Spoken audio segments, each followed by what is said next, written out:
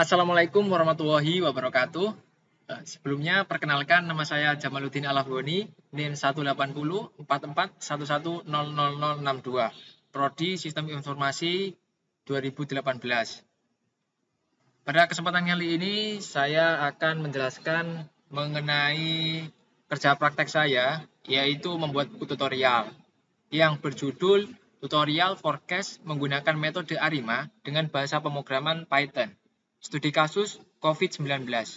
Nah, nantinya di sini saya akan menjelaskan secara singkat apa saja yang ada dalam buku tutorial saya. Seperti itu.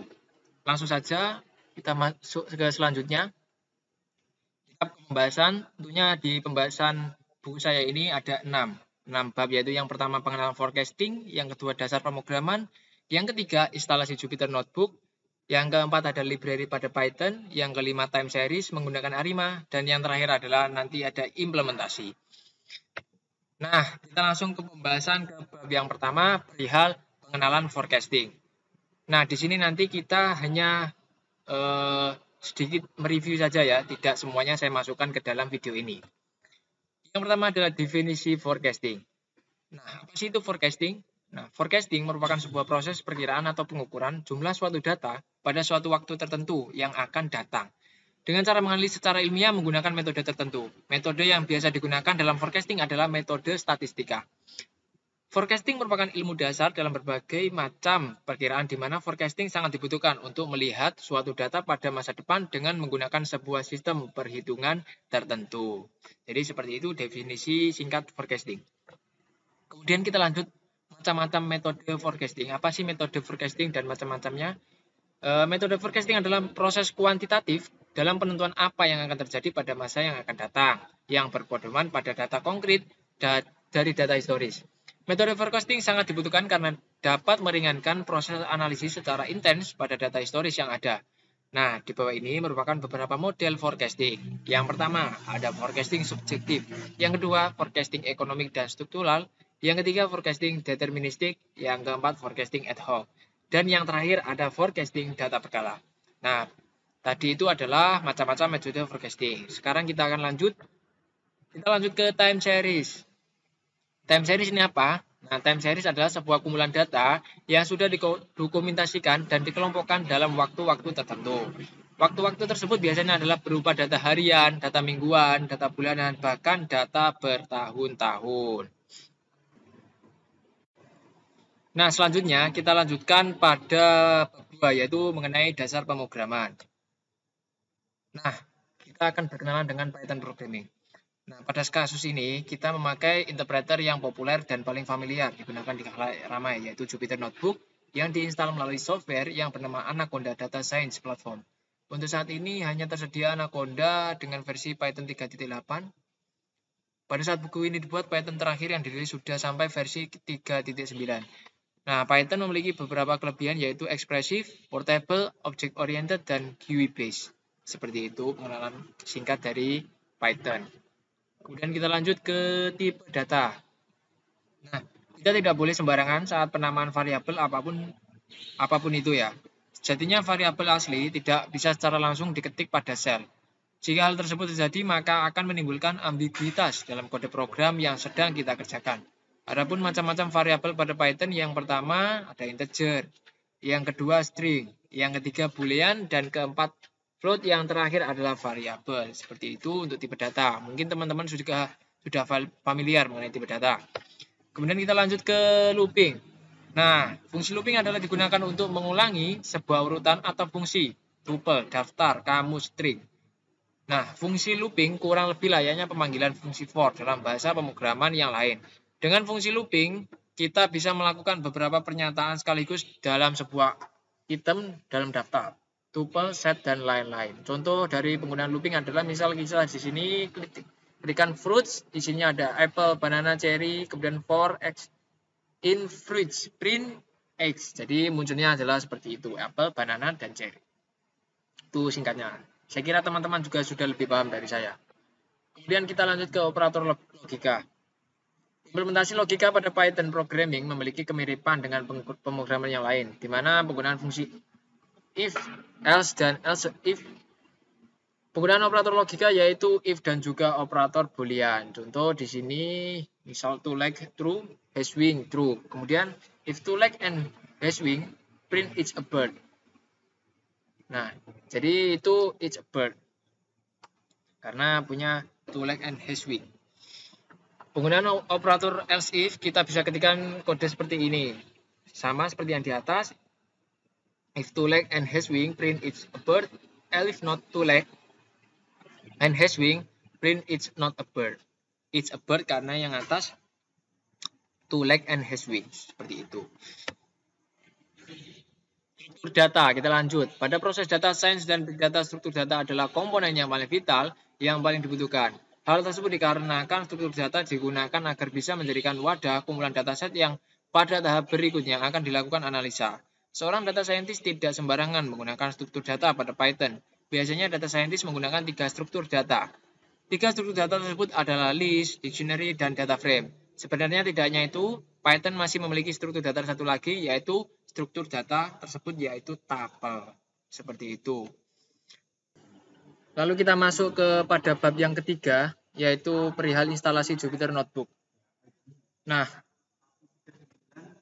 yang pertama, kita akan bahas mengenai apa sih itu Jupyter Notebook. Nah, mungkin juga teman-teman sudah sangat familiar, saya yakin itu. Aplikasi Jupyter Notebook adalah aplikasi yang bersifat open source, yang artinya dalam aplikasi tersebut user bisa membuat dan sharing file Python yang tentunya berisikan code, gambar, dan teks. Nah, kegunaan Jupyter Notebook sendiri sangatlah banyak, mulai dari import data, transformasi, perhitungan statistik, visualisasi data, machine learning, dan lain-lain. Nah, Jupyter Notebook tidak hanya bisa digunakan dalam keadaan online saja. Aplikasi ini bisa diinstal di komputer kita. Untuk menginstalnya kita harus menginstal PIP atau bisa juga Anaconda Navigator terlebih dahulu. Biasanya saya pakai Anaconda Navigator, baru nanti di dalamnya setelah buka itu saya bisa launch Jupyter di dalamnya. Dan kita lanjut instalasi Jupyter menggunakan Anaconda. Hal yang pertama kita lakukan untuk menginstal Jupyter menggunakan Anaconda adalah mendownload aplikasi Anaconda di laman resminya, yaitu www.anaconda.com. Kami sarankan untuk mendownload Anaconda versi terbaru. Di laman tersebut juga sudah tersedia berbagai macam OS sesuai dengan device Anda. Kemudian setelah mendownload aplikasi tersebut, buka aplikasi Anaconda dan mulai untuk menginstalnya seperti aplikasi pada umumnya. Kenapa? Karena install ini sangatlah mudah, tinggal nanti kita run, kemudian kita next, kemudian kita tunggu sampai hasilnya finish seperti ini. Seperti itu. Kemudian instalasi Jupyter menggunakan PIP. Opsi yang kedua adalah menggunakan Jupyter Notebook adalah dengan menginstal PIP terlebih dahulu. Namun, sebelum itu pastikan di Windows Anda sudah terinstall Python terlebih dahulu. Setelah Python terinstall, maka silakan buka command prompt dan ketikkan code seperti di bawah ini, lalu enter dan tunggu sampai prosesnya selesai. Jadi ketikkan PIP install Jupyter. Nanti langsung di enter, tunggu sampai prosesnya selesai. Teman-teman ya. Kita lanjut pada bab keempat, yaitu library pada Python. Apa aja sih library pada Python itu? Yang pertama ada NumPy. NumPy yaitu numerical Python, adalah kepanjangan dari NumPy. NumPy merupakan sebuah library pada Python yang dikategorikan sebagai golongan atas, karena dilengkapi dengan formula khusus sehingga bisa membantu memudahkan para pengguna dalam penggunaan Python yang dijadikan sebagai media analis dan suatu ilmu pemodelan yang baik. Kemudian fitur pada NumPy yang bisa kita manfaatkan, adapun manfaatnya yaitu yang pertama memiliki fungsi efektif dan efisien dalam melakukan perhitungan numerik, orientasi komputasi array sehingga membuat lebih cepat dan tepat. Merupakan pemrograman berbasis objek, penggunaannya gampang dan mudah dibandingkan dengan library yang lain. Seperti itu penjelasan singkat dari NumPy. Kemudian kita lanjut ke Matplotlib. Nah, Matplotlib merupakan sebuah pustaka pada Python yang bisa digunakan untuk plot data. Matplotlib paling sering digunakan untuk visualisasi data yang menampilkan sebuah grafis dan plot series. Tak heran Matplotlib sangatlah populer. Matplotlib juga berfungsi untuk memberikan kemudahan untuk penambahan sebuah plot pada sebuah aplikasi yang menyediakan API berorientasi objek. Penggunaan lain Matplotlib yaitu digunakan untuk autocorrelation function, pendeteksi garis luar, yang terakhir membuat plot distribusi dengan tujuan agar bisa memberikan informasi yang tepat dan cepat. Selanjutnya ada TensorFlow. TensorFlow merupakan library pada software yang bersifat open source dan gratis untuk learning machine. TensorFlow biasanya dipakai untuk banyak sekali perintah, namun tujuan utama dari TensorFlow sendiri yaitu untuk pembelajaran dan mencari referensi pada jaringan. TensorFlow juga merupakan library simbol matematik, datanya bersumber dari flow data dan programming. TensorFlow merupakan gabungan dari bermacam-macam model, juga tentunya dari pembelajaran mesin. Salah satu yang sering digunakan yaitu Learning Deep. Pada penyusunan framework digunakanlah Python untuk pembuatan aplikasi yang akan digunakan menggunakan front-end Python, serta C++ digunakan untuk eksekusi karena memiliki kinerja yang sangat baik dibanding yang lain. Kita lanjut ke scikit-learn. Scikit-learn atau yang biasa disebut dengan sklearn merupakan pemrograman Python yang dibuat di atas library NumPy, CP, dan Matplotlib, di mana fungsi dari sklearn yaitu untuk membantu melakukan processing data maupun melakukan training data untuk kebutuhan machine learning. Banyak sekali fitur yang dimiliki dan tentunya bisa digunakan dengan sklearn. Sebut saja classification, clustering, regression, model section, dimensionality, reduction, serta pre-processing data. Yang terakhir ada Seaborn. Oh, tidak terakhir ini. Selanjutnya kita ada Seaborn. Seaborn merupakan sebuah library pada Python yang bertugas untuk membuat grafik dan statistik. Library ini dibuat berdasarkan library Matplotlib serta tersambung dengan struktur data pada Pandas. Kemudian kita akan singgung mengenai fungsi yang dimiliki oleh Seaborn. Yang pertama, API berorientasi set data sehingga bisa memeriksa hubungan antara beberapa variabel. Yang kedua, dukungan khusus untuk menggunakan variabel kategori untuk menunjukkan observasi atau statistik agregat. Yang terakhir, pilihan untuk memvisualisasikan distribusi univarian atau bivarian dan untuk membandingkannya di antara subkumpulan data. Nah, ini baru yang terakhir di Pandas. Pandas merupakan sebuah library Python yang juga sangat hebat karena library ini dapat meningkatkan keterampilan pada Python untuk data science. Pandas membuat alat yang serbaguna dan kuat sehingga dapat melakukan analisis data yang luas. Library ini berfungsi dengan baik dengan data dunia yang tidak lengkap, tidak terstruktur dan tidak teratur, namun dilengkapi dengan tool untuk membentuk, menggabungkan, menganalisis, serta memvisualisasikan dataset. Ada 3 jenis struktur data di library Pandas, yaitu yang pertama series, single dimensional, array homogen. Yang kedua data frame, seperti two dimensional dengan kolom yang diketik secara heterogeneous. Yang terakhir ada panel, three-dimensional array size mutable. Lanjut ke bab 5, yaitu mengenai time series menggunakan ARIMA. Yang pertama, proses autoregresif. Autoregresif merupakan sebuah nilai saat ini yang prosesnya menyatakan jumlah tertimbang nilai-nilai historis ditambah satu sesataan atau goncangan random sekarang. Jadi, saat dilihat X diregresikan pada nilai P nilai X yang lalu. Jadi, model umum autoregresif runtutan waktu adalah seperti ini. XT sama dengan alfa, 1, XT min 1, dan seterusnya. Kemudian keterangan XT adalah data periode ke-1, kemudian alfa P, parameter autoregresif ke P, kemudian XT1 sampai XTP, variabel bebas, nilai masa lalu dari waktu yang bersangkutan. Dan E ini ET, nilai kesalahan pada saat T. Kita lanjut ke proses moving average.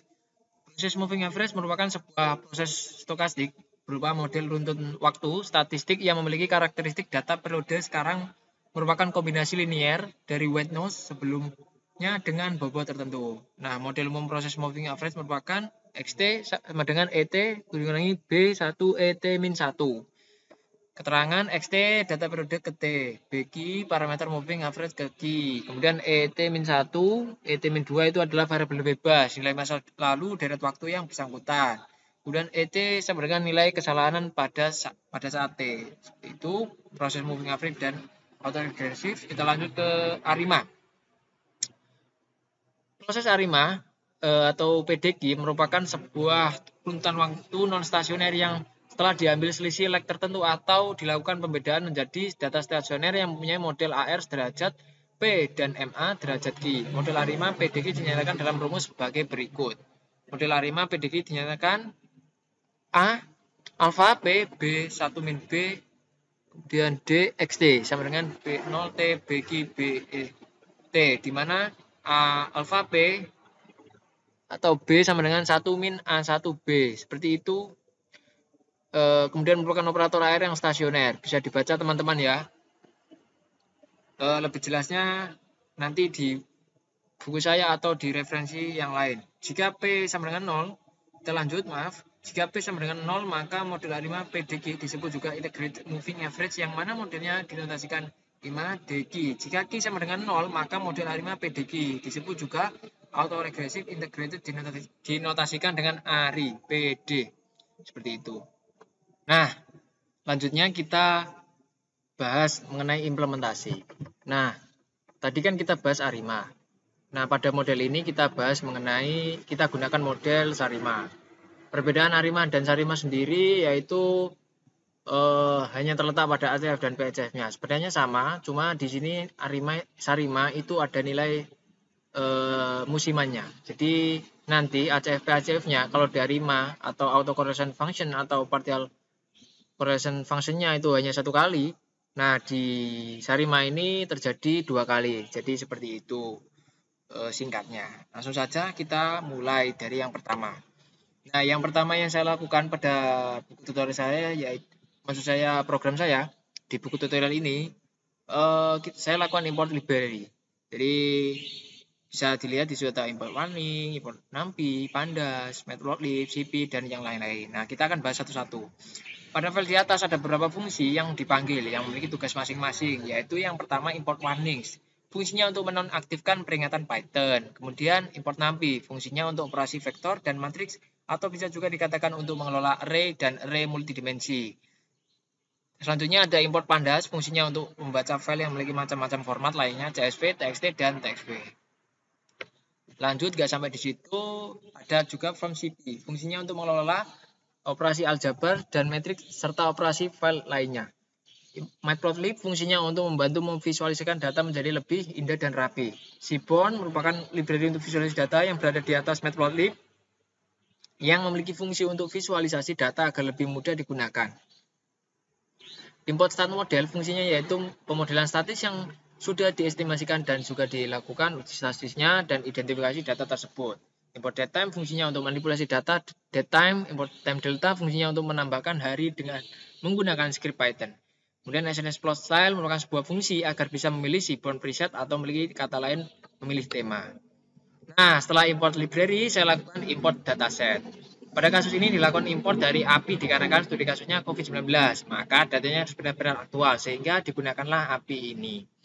Nah, saya di situ import dataset for API ya. Train PD rate itu membaca datanya, crawling data, kemudian train date, PD to date time, train date-nya seperti itu.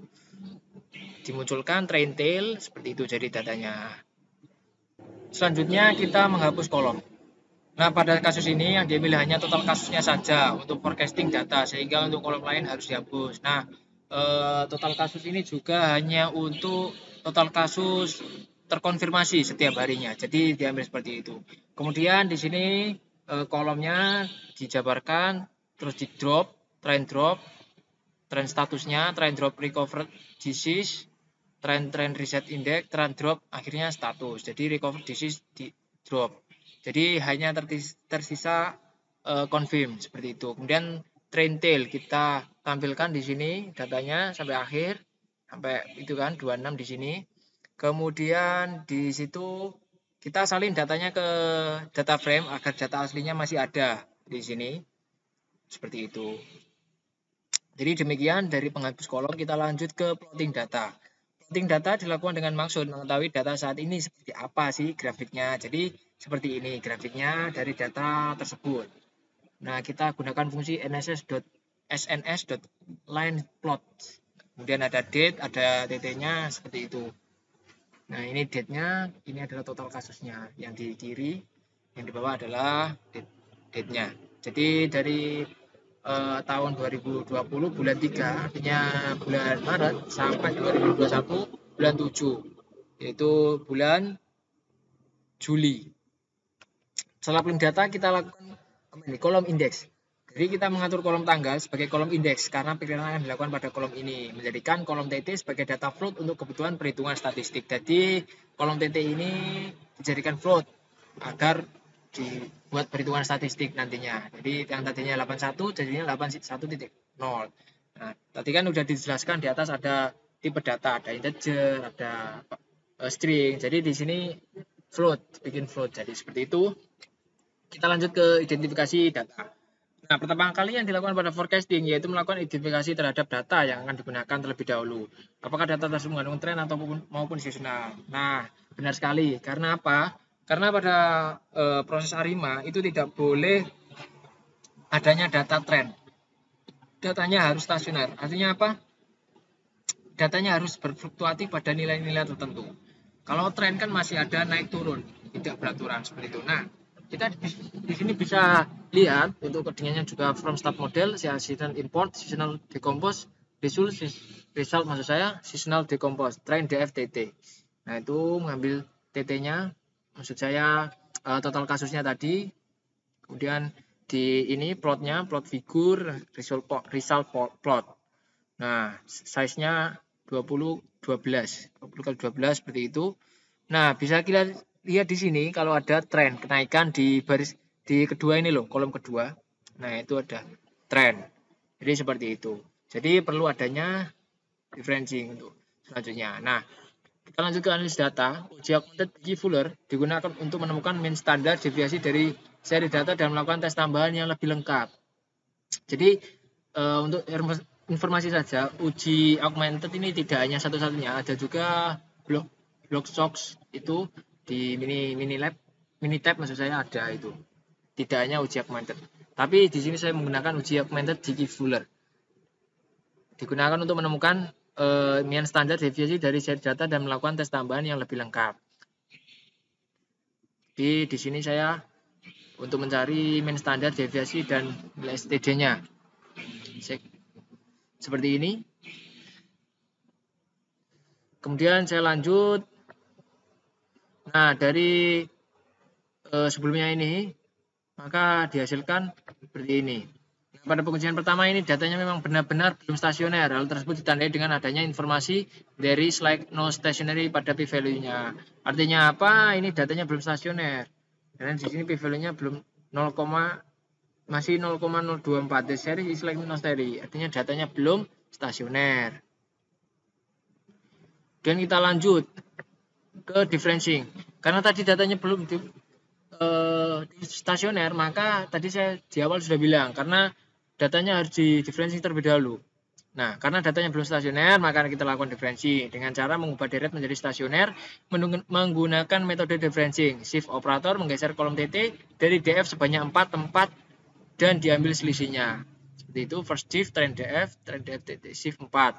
First diff drop place. Dan test stationary. Ditampilkanlah di sini. Nah, di sini misalnya p-value sudah 0,001, di seri slightly stationary. Artinya datanya sudah stasioner. Bisa juga lihat di grafiknya seperti itu. Ini data itu sudah naik turunnya itu secara berulang-ulang di nilai-nilai tertentu. Seperti itu. Bisa kita bandingkan lagi kita. Nah, kalau ini kan masih naik turun, kemudian naik lagi. Datanya tidak konsisten gitu. Kalau ini kan sudah konsisten di nilai-nilai tertentu. Artinya berulang-ulang kalau sudah differencing. Kemudian kita lanjut ke estimasi. Nah, estimasi ini adalah proses ACF dan PACF yang saya tadi bilang. Pada proses ini dilakukan identifikasi ACF dan PACF untuk merencanakan autokorelasi dan autokorelasi parsial pada kedua data sebelum differencing dan setelah differencing. Autokorelasi parsialnya terdapat tren kenaikan kecil untuk hampir setiap plot kedua. Nah, kita lihat dulu di yang pertama itu tadi autokorelasi parsialnya terdapat tren kenaikan kecil untuk hampir setiap kedua. Oh iya, ini di plot PACF kedua ini ada kenaikan dari sebelumnya. Kemudian untuk data yang autocorrelation yang sebelah kanan ini datanya adalah data dying down, artinya datanya itu naik turunnya secara perlahan-lahan. Ini dying down. Kalau ini lebih ke pola cut off yang di parsial kedua-duanya ini, karena datanya habis ke atas, habis itu signifikan ke bawah. Seperti itu. Di sini saya menggunakan import start model API SM untuk memplotkan datanya. Nah, saya hampir lupa. Nah, untuk yang di kiri ini untuk menggunakan nilai sebelum differencing. Kemudian yang di sebelah kanan ini adalah nilai setelah differencing. Perbedaan dari ARIMA dan SARIMA itu terletak pada di sini. Yaitu kalau ARIMA cuma pakai yang kiri ini aja, Habis itu sudah langsung dicari model Arimanya. Kemudian kalau untuk Sarima tidak bisa. Sarima harus menggunakan ACF kedua. Jadi baru setelah yang kedua ini tahu musimannya, baru habis itu dilakukan pencarian model Arima terbaik. Nah, di sini kan sudah terlihat. Nah, musimannya yang saya katakan Daingdun tadi.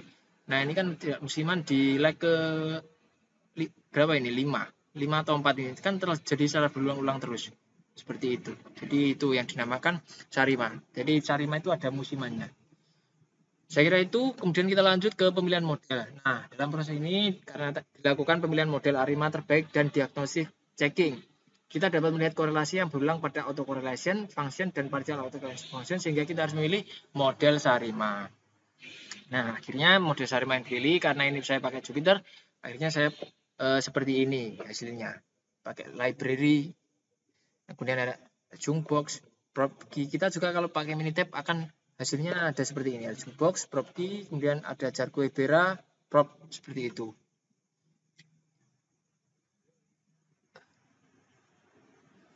Nah, ini ada model Sarimanya. Seperti itu. Kemudian kita lanjut ke forecasting datanya. Nah, mula-mula kita forecast, sekarang mulai prediksi data mulai dari Maret 2020 sampai sekarang. Nah, kita definisikan dulu today, the time, data day, terus time deltanya juga, satu start index dari 14 Maret. Ini indeks kita forecast mulai dari 14 Maret ya, startnya. Kemudian end index today. Ini karena API, jadi tadinya tanggal berapa itu pas saya itu. Wah, pokoknya ini pas saya bikin buku itu. Kemudian trend DF forecast, Sarimax mode predict, start index. Nah, ini memanggil fungsi di atas itu. Kemudian trend DF ini membuat plotnya. Nah, seperti ini. Di plot ini kan ada dua ya, warna orange dan juga warna biru. Nah, untuk yang biru itu total kasusnya, kemudian yang orange adalah forecastnya, artinya ramalannya. Hampir mirip ramalan dan juga data aslinya. Bisa diulang seperti itu. Nah, ini untuk forecast prediksi untuk tanggal kedepannya. Ini prediksi setelah data terakhir itu. Ini mulai dari tanggal 27 future predict. Namun di sini di plot data ini terlihat ada putus garisnya. Artinya ada data yang belum masuk di sini, future predict. Maka kita akan masukkan datanya agar itu plot datanya tersambung. Dan forecast di plot tersebut datanya kan belum tersambung dikarenakan ada data yang belum terbaca. Nah, seperti itu maka dimasukkan data terakhir dari TT. Nah, data terakhir dari TT itu adalah kalau tadi kan sebelumnya itu 27, sedang sebenarnya itu data terakhir adalah tanggal 26 bulan 6 2021. Akhirnya dimasukkan, kemudian ini sudah tersambung hasilnya seperti ini forecastnya. Kemudian kita perbandingan antara data target dan data kenyataan berdasarkan hasil dari data future predict. Nah, kita bandingkan start indeksnya 5 Juni 2021. Ini data setelah ini ya. Nah, ini kan tanggal 5, kalau setelah dari tanggal 4 itu tanggal 5 berarti. Nah, ini 5 Juni 2021 kita startnya, kemudian end index tanggal berapa gitu. Nah, ini grafik tersebut dari tanggal 5 sampai tanggal 26 Juni 2021. Juli maksud saya. Oh, benar Juni. Jadi ini dari tanggal 5 Juni 2021 sampai tanggal 26 Juni 2021. Seperti ini. Ini juga sama, tidak terlalu beda jauh. Nah, selanjutnya kita lanjut ke forecast limit atas dan bawah. Melakukan prediksi pada data saat ini tentang kasus tertinggi dan terendah. Seperti itu. Nah, ini juga sama, kita lakukan Sarimax mode. Sama seperti tadi, kita detemkan dulu. Terus di sini kenapa kedua? Karena di sini juga sama kayak tadi, data terakhir itu bukan data maksud saya data awal itu bukan data tanggal 27 tapi tanggal 26. Akhirnya di sini yang di sebelah kanan ini dimasukkan indeksnya. 26. Kita lanjut ke plot limit atas bawah forecast dan asli. Nah, di sini kan ada 4 nih. Plot limit atas, bawah, forecast dan asli. Nah, plot data berdasarkan hasil prediksi di atas yang prediksi kasus tertinggi dan terendah di hari-hari berikutnya. Nah, inilah puncaknya yaitu perakiraan kasus COVID-19 di buku ini. Jadi, kalau biru ini adalah data aslinya, kemudian yang orange, yang di tengah ini adalah data forecast-nya, kemudian yang atas itu adalah limit atas, dan yang bawah limit bawah. Jika kalian menggunakan Minitab, pasti akan ada data 3 ini, ada limit atas, limit bawah, dan juga forecast. Itu pasti akan muncul di forecast di Minitab juga. Nah, demikian penjelasan saya mengenai kerja praktek saya. Saya kira masih banyak sekali kekurangan dalam penjelasan ini, juga pemahaman saya yang masih kurang. Semoga teman-teman bisa mendapat manfaat dari apa yang saya omongkan tadi. Kurang lebihnya saya mohon maaf yang sebesar-besarnya. Saya akhiri nun wal qalami wa yasturun. Assalamualaikum warahmatullahi wabarakatuh.